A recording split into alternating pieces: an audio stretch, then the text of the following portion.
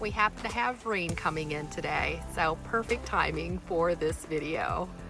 In this case, I really enjoy the rain and it's so peaceful. But if the rain equals our chronic stress, then it's not so fun. So yeah, let's talk about that. Hey everyone, it's Mary Brownlee, licensed professional counselor. Today we're going to talk about distress tolerance and coping skills, but more importantly, we're going to talk about how our ability to handle life stressors is impacted by chronic stress and trauma. So there's two terms we're going to get familiar with today. One is the window of tolerance, and the other is the rain barrel analogy. And I will describe both of these in detail so that you can better understand how your unique nervous system was impacted by your chronic exposure to childhood abuse and neglect. So if you're a trauma survivor, this should be very helpful for you to help you understand your own nervous system, and also maybe some validation that you're not weak or less than or not good enough, for example, because maybe you do have a hard time coping with life stressors or a hard time emotionally regulating, for example, and this will help you understand why things like that have happened. So without further ado, let's get started.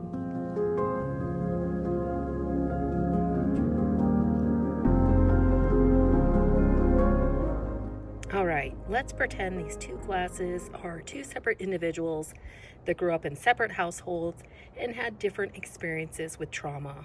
We'll pretend that Susan on the left is our trauma survivor, and perhaps Sally on the right had a relatively normal childhood with loving parents and nurturing interactions with them and a sense of being unconditionally loved.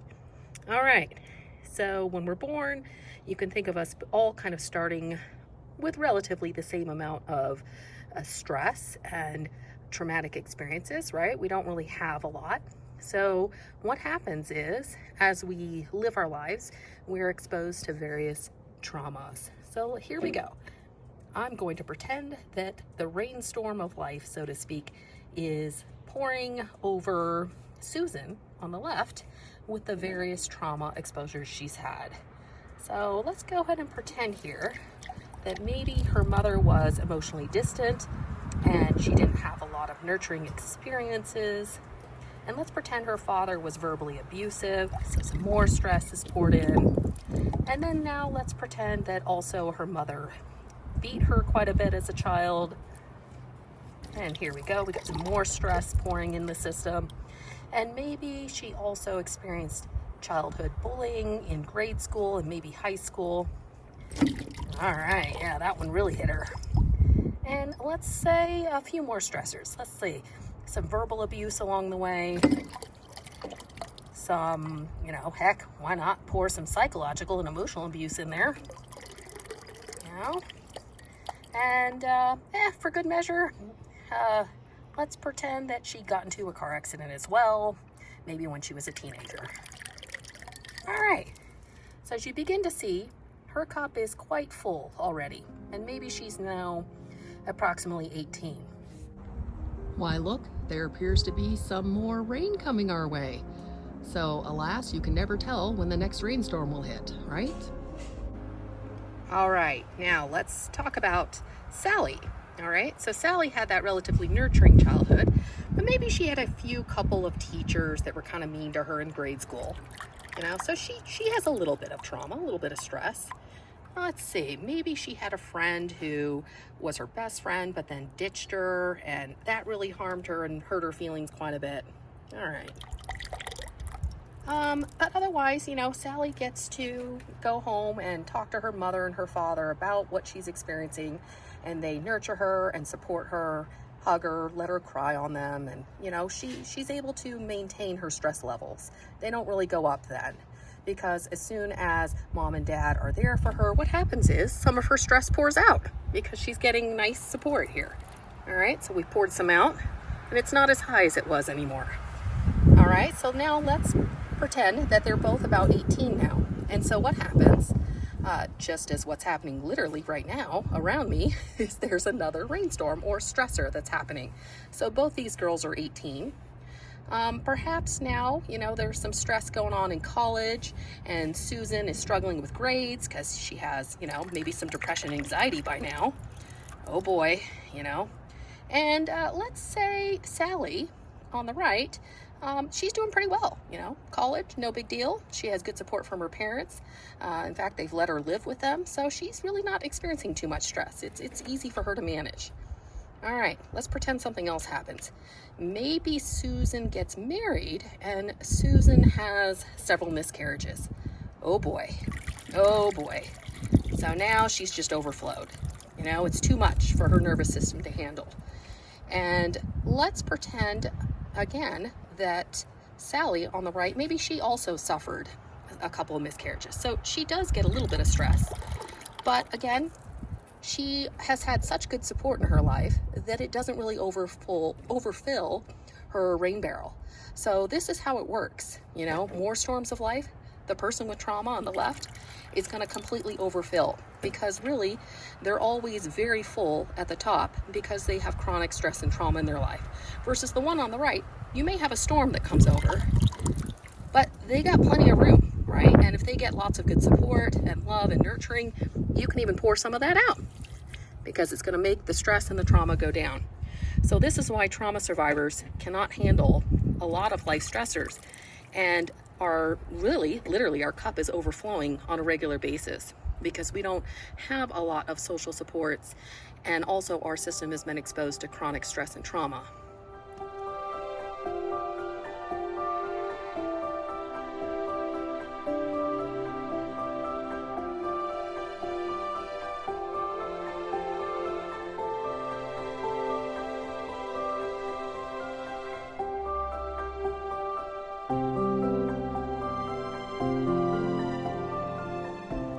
Okay, so the window of tolerance. So I just put a slide up that showed you the window of tolerance. If it went by a little too quickly, feel free to pause it and read everything thoroughly. I'm having to do this to avoid audio drift, which is what's happening when I'm trying to put audio with slides that go on longer, and then it changes something when I upload it to YouTube and causes my mouth and the audio to be off, and it's annoying. So if you have to pause for any reason for any of the slides, feel free, no big deal, and then press play and continue. So the window of tolerance. So as you see, if people have not had a lot of trauma, their window is going to be pretty big, right? Just kind of like what I showed in the rain barrel analogy. Sally did not have a lot of chronic stress and trauma. So in her case, her window of tolerance would be pretty big. She can handle life stressors without her barrel overflowing. However, Susan, as you saw, had lots of traumatic stress and childhood abuse and neglect. So her rain barrel was constantly overflowing. And so her window is going to be much, much smaller. So by the time we reach adulthood, if we have chronic abuse and trauma, we're going to have a very slim window, essentially. And what that means is anything outside that very slim window, either at the top or at the bottom, is going to flood our rain barrel. And so at the top, it's called hyperarousal, and hyperarousal is going to be your anxiety symptoms. For example, panic, anxiety, racing heart. It's that fight-flight response being engaged, where you want to flee and run away to try to get away from the threat. So that's hyperarousal. Now, underneath the window is the numbing, or the hypoarousal, and that's going to be your depressive symptoms, or numbing or disassociation. So both of those types of symptoms, whether it's anxiety at the top or disassociation and numbing and depression at the bottom, that's going to tell you that you're outside your window of tolerance, or that your rain barrel has overflowed.